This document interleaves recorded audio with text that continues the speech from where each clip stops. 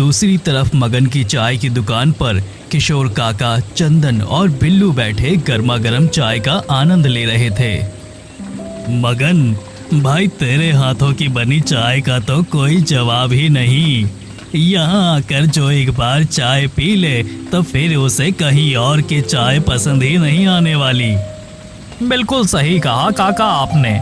घर पर चाय बनी होने के बाद भी जब तक मैं यहाँ आकर मगन के हाथों की चाय ना पी लूं, मुझे तो चैन ही नहीं आता।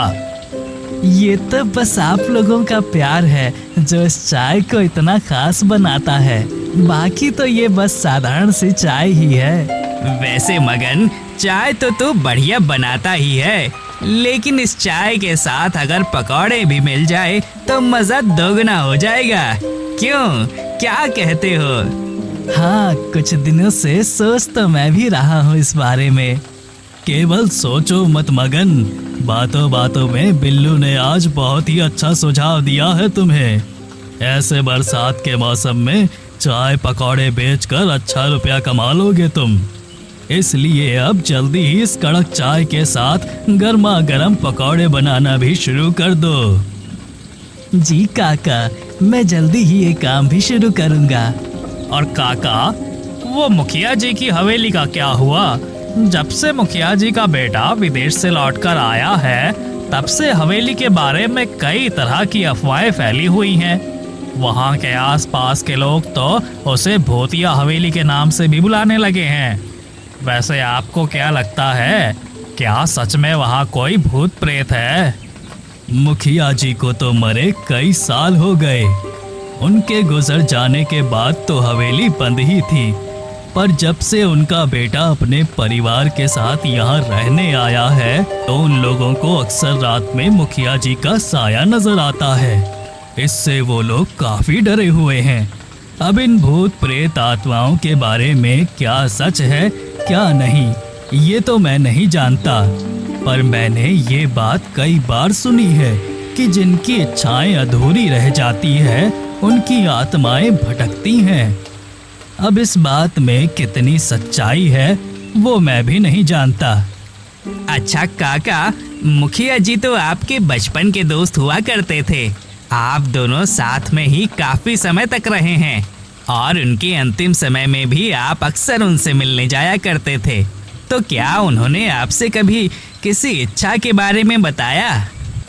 इस बारे में तो उन्होंने, हाँ याद आया, एक बात जो मुखिया जी अक्सर कहा करते थे कि मेरी बहू को बेटा हुआ है और मेरी बड़ी इच्छा है कि एक बार मैं अपने पोते का मुंह देख लूं, और इसके लिए उन्होंने कई बार अपने बेटे को फोन करके यहाँ बुलाने की भी कोशिश की, लेकिन वो आया भी तो मुखिया जी के मरने के बाद।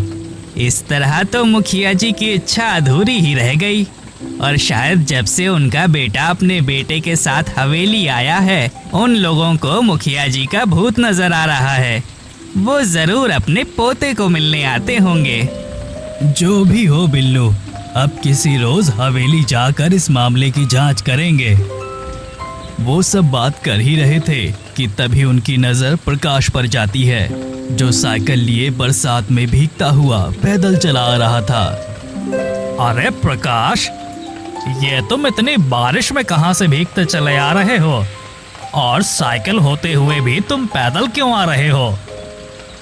अरे वो अपना काम खत्म करने के बाद उधर से ही अस्पताल चला गया था, पिताजी की आंखों की दवा लाने। लौटने में काफी देर हो गई थी, इसलिए पहाड़ी वाले रास्ते पर चल पड़ा। वहां से हमारा गांव नजदीक पड़ता है ना, इसलिए। लेकिन उस उबड़ खाबड़ रास्ते पर चलने से मेरे साइकिल का टायर पंचर हो गया और इसलिए मैं वहां से पैदल ही आ रहा हूँ। कितनी बार समझाया है प्रकाश तुझे, लेकिन तेरी समझ में नहीं आता। अरे तू तो अच्छी तरह जानता है उस पहाड़ी वाले रास्ते के बारे में, फिर भी तू हमेशा उसी रास्ते को चुनता है। अरे जानते नहीं क्या भाई, जरा सा समय बचाने के चक्कर में कितने लोग उस रास्ते पर अपनी जान गंवा चुके हैं। वो पहाड़ी वाला रास्ता नहीं, मौत का रास्ता है। वहां से आने की आदत छोड़ दो। बिल्लू सही कह रहा है प्रकाश, तुम्हें इस बात को गंभीरता से लेना चाहिए। अच्छा ठीक है भाई, अगली बार से नहीं जाऊंगा उस रास्ते से। पर अब मैं घर जा रहा हूँ, पिताजी इंतजार कर रहे होंगे। हाँ ठीक है, जाओ, बारिश में ज्यादा मत भीगो। प्रकाश अपनी साइकिल लेकर वहां से घर की ओर निकल जाता है। मुरली चाचा अब भी प्रकाश का इंतजार कर रहे थे। तभी उन्हें बाहर किसी के कदमों के साथ साइकिल की आवाज सुनाई देती है। इस आवाज को चाचा अच्छी तरह पहचानते थे। तो आ गया मेरा बेटा। प्रकाश हाथ में एक पोटली लिए अंदर आता है और उस पोटली को मेज पर रख देता है। ले आया तू दवाइयाँ? आप अभी तक जाग रहे हैं पिताजी? रात हो गई है, आराम से सो जाइए। अरे कैसे सो जाऊं मैं? तेरी चिंता में मेरी जान सूखी जा रही है, लेकिन तुझे तो अपनी कोई परवाह ही नहीं है। आप मेरी चिंता क्यों करते हैं पिताजी? और मुझे अपनी परवाह है, मैं रख लूंगा अपना ख्याल। हाँ हाँ, पता है तुझे कितनी परवाह है अपनी।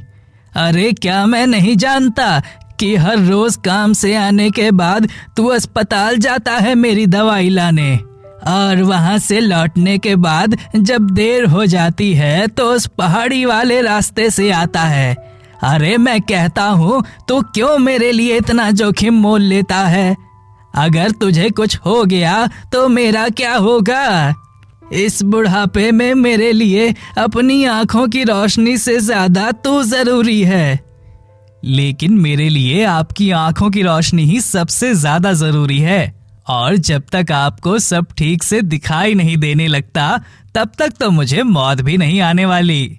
और डॉक्टर साहब ने कहा है कि 1 महीना और उनकी दवाई लानी होगी, इसके बाद आपको सब अच्छी तरह से दिखने लग जाएगा। हाँ, दवा असर तो कर रही है। मुझे दिन की रोशनी में चीजें हल्की हल्की दिखाई देने लगी हैं। हाँ, आप बहुत जल्द रात के अंधेरे में भी देख पाएंगे। लेकिन बेटा, डॉक्टर की दवाई की फीस तो बहुत ज्यादा है। अब तू 1 महीना लगातार उनकी दवा लेगा तो इतने पैसे कहाँ से आएंगे? पैसों की चिंता मत कीजिए, उनका इंतजाम हो गया है। इंतजाम हो गया है? कैसा इंतजाम? अरे कुछ समय पहले मैंने अनुराग भैया से बात की थी। हमारी जो बलरामपुर गांव में जमीन पड़ी है ना, उसे बेचने के लिए एक जमींदार उसकी अच्छी कीमत दे रहा है, तो मैंने हाँ कर दिया और अब कल जाकर उस जमींदार से पैसे ले आऊंगा। लेकिन बेटा, उस जमीन के पैसे से तुझे इस घर की मरम्मत करवानी है। अरे पिताजी, जमींदार जमीन के अच्छे पैसे दे रहा है, उन पैसों से घर की मरम्मत और आपकी दवाई का खर्च सब हो जाएगा। अब आप सो जाइए, मैं जरा चाय पी कर आता हूँ। इतना बोलकर प्रकाश घर से निकल जाता है। बरसात अब बंद हो चुकी थी। मगन की दुकान पर अभी किशोर चाचा और मगन ही बचे थे। चंदन और बिल्लू अपने घर जा चुके थे। समस्या तो गंभीर है, पर क्या करें? हम सबकी कोशिशों के बाद भी हम अभी इसमें सक्षम नहीं हैं। किसमें सक्षम नहीं है काका? किस समस्या की बात हो रही है? आओ बैठो प्रकाश, बताते हैं। तो किस बारे में बात कर रहे थे काका? अरे वही स्कूल की समस्या। अब तुम तो जानते ही हो कि हमारे गांव में स्कूल नहीं है, इसलिए गांव के बच्चों को दूसरे गांव जाना पड़ता है। अब दोनों गांव के बीच जो नदी पड़ती है, वो ऐसे बरसात के मौसम में उन बच्चों के लिए खतरा है। अभी कल की ही बात है, बिरजू का बेटा नदी पार करते समय डूबते डूबते बचा है। इसलिए हम सब चाहते हैं कि हमारे गांव में भी एक स्कूल बन जाए। सभी गांव वाले मिलकर इसके लिए चंदा जमा कर रहे हैं, लेकिन पर्याप्त धनराशि जमा होने में काफी समय लग जाएगा। और इतने समय के लिए बच्चों की जान तो खतरे में नहीं डाल सकते ना। हाँ, सही कहा तुमने, लेकिन इस समस्या का कोई दूसरा रास्ता भी नजर नहीं आ रहा। अच्छा प्रकाश, तुम चाय पियो, मुझे घर से निकले काफी समय हो गया है, तो अब मैं चलता हूँ। जी काका। काका वहां से चले जाते हैं। मुरली चाचा हाथ में डंडा लिए बैठे थे और आसपास की चीजों को देखने की कोशिश कर रहे थे। मुझे अब हल्का हल्का तो दिखाई देने लगा है। दवाइयाँ महंगी हैं पर असर भी कर रही हैं। ठीक ही कहता है प्रकाश, जल्द ही मुझे सब अच्छे से दिखाई देने लगेगा। तभी प्रकाश आता है। उसके कदमों की आहट सुनकर चाचा बोलते हैं, प्रकाश, तू आ गया क्या? हाँ पिताजी। आज तो बड़ी जल्दी घर आ गया। चलो अच्छा ही किया। आओ बैठो मेरे पास, तुमसे कुछ बात करनी है। क्या बात करनी है पिताजी? अच्छा हाँ, वो मैं अपनी जमीन के पैसे ले आया हूँ। अब दिन में तो मुझे काम की वजह से समय मिल नहीं पाता, इसलिए सोच रहा हूँ कि अभी ही जाकर मिस्त्री से घर की मरम्मत के लिए बात करके आता हूँ। बस फिर ये काम भी निपट जाएगा और उधर से आपकी दवा भी लेता आऊंगा। अभी अभी तो तू काम से आया है और आते ही दूसरे काम के लिए जाने लगा। अरे बेटा, कुछ देर बैठकर आराम तो कर लिया कर, ये काम तो होते रहेंगे। कर लूंगा पिताजी, कभी फुर्सत मिलेगी तो आराम भी कर लूंगा। अभी मैं चलता हूँ, मेरा इंतजार मत करना, मैं जल्दी ही आ जाऊंगा। इतना बोलकर प्रकाश घर के बाहर अपनी साइकिल के पास जाता है। ओहो, ये साइकिल तो कल से ही पंचर ही खड़ी है। पंचर की दुकान अस्पताल जाने वाले रास्ते पर ही है, वहां से इसे बनवा कर फिर आगे निकल जाऊंगा। प्रकाश साइकिल लेकर चला जाता है। उसके जाने के बाद अनुराग अपने बेटे गोलू के साथ मुरली चाचा से मिलने आता है। चाचा अभी पलंग पर बैठे हैं। मुरली चाचा, कैसे हैं आप? अब तुम्हारी आंखों की रोशनी में कुछ फर्क आया कि नहीं? अनुराग बेटा, आओ बैठो। अनुराग और गोलू भी आकर पलंग पर बैठ जाते हैं। आंखों की रोशनी तो बेटा अब पहले से बेहतर है, काफी कुछ दिखाई भी देने लगा है। दादू, प्रकाश चाचा कहाँ हैं?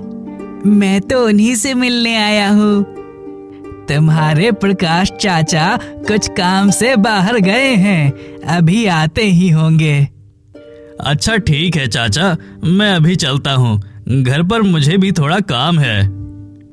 अरे तुम अभी तो आए हो, कुछ देर और बैठो। हाँ पापा, दादू ठीक तो कह रहे हैं, हम अभी तो आए हैं, अभी तो मैं प्रकाश चाचा से भी नहीं मिला। ठीक है बेटा, तुम यहीं पर रुको, तुम्हारे चाचा जब आ जाएं तो उनसे मिलकर घर आ जाना, ठीक है? हाँ ठीक है। ठीक है चाचा, फिर मैं चलता हूँ। और तुम गोलू, अपने दादाजी के साथ कोई शरारत मत करने लग जाना। ठीक है पापा, नहीं करूँगा। अनुराग वहाँ से चला जाता है। दादू, आप उस दिन जो भूत वाली कहानी सुना रहे थे वो फिर से सुनाइए ना, मुझे वो बहुत पसंद है। ठीक है, सुनाता हूँ, आओ यहाँ मेरे पास आकर बैठो। मुरली चाचा गोलू को कहानी सुनाने लगते हैं। इधर प्रकाश आज फिर पहाड़ी वाले रास्ते से अस्पताल की ओर जा रहा था। जितना लोग इसके बारे में कहते थे, ये रास्ता उससे आज कहीं बदतर था।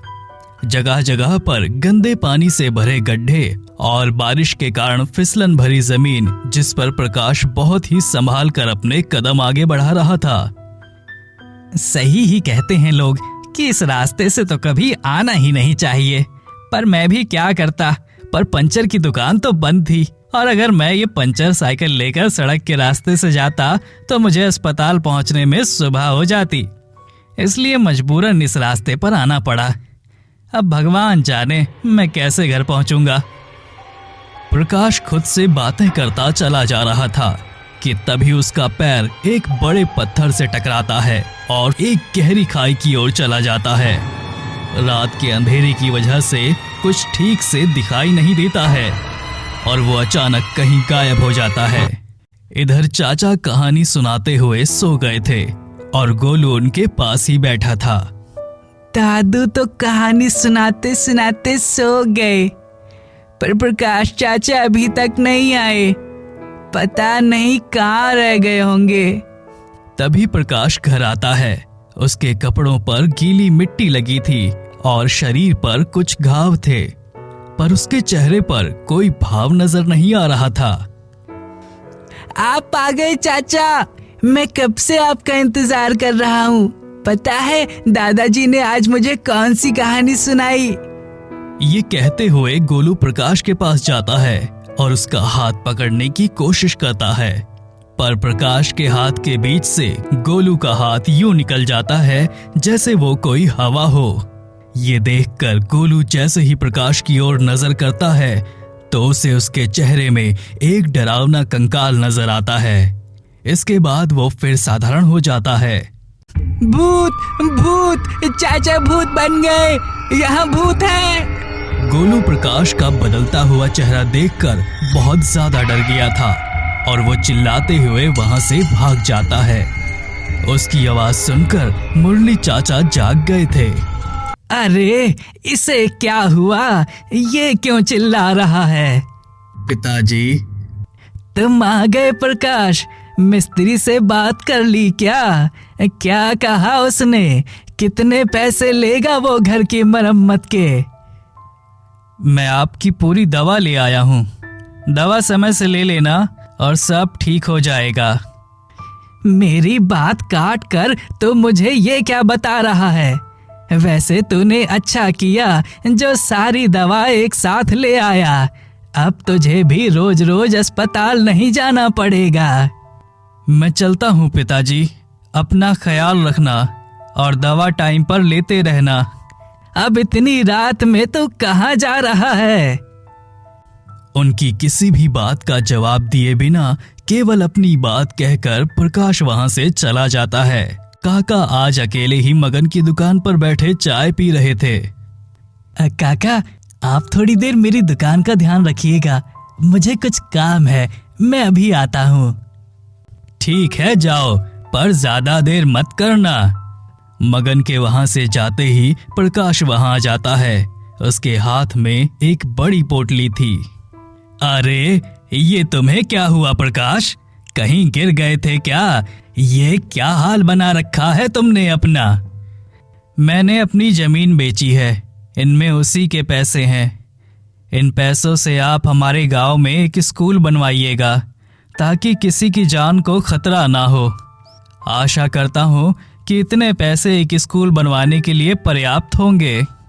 लेकिन प्रकाश, मैं तुमसे इतने पैसे नहीं ले सकता, और अपनी जमीन के पैसे से तो तुम्हें अपना घर बनवाना था ना, उसका क्या? उन सब की मुझे अब कोई जरूरत नहीं है, बस मेरे पिताजी को संभालना और उनका ध्यान रखना। इतना बोलकर प्रकाश वहां से जाने लगता है। काका उसे जाते हुए बड़े गौर से देख रहे थे। उसकी बातों से वो काफी हैरान और परेशान थे। देखते ही देखते प्रकाश उनकी आंखों के सामने ही गायब हो गया। अरे ये कहाँ गया?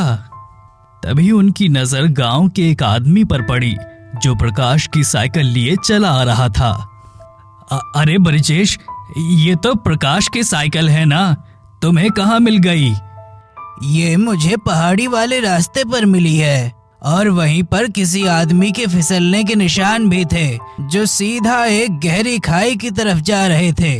आज फिर इस गांव का एक आदमी उस रास्ते का शिकार हो गया। ये साइकिल मुरली चाचा के घर पहुंचा दो। तुम चलो, हम भी आते हैं। वो वहां से चला जाता है। इसका मतलब प्रकाश मर चुका है, पर अभी जो यहाँ आया था वो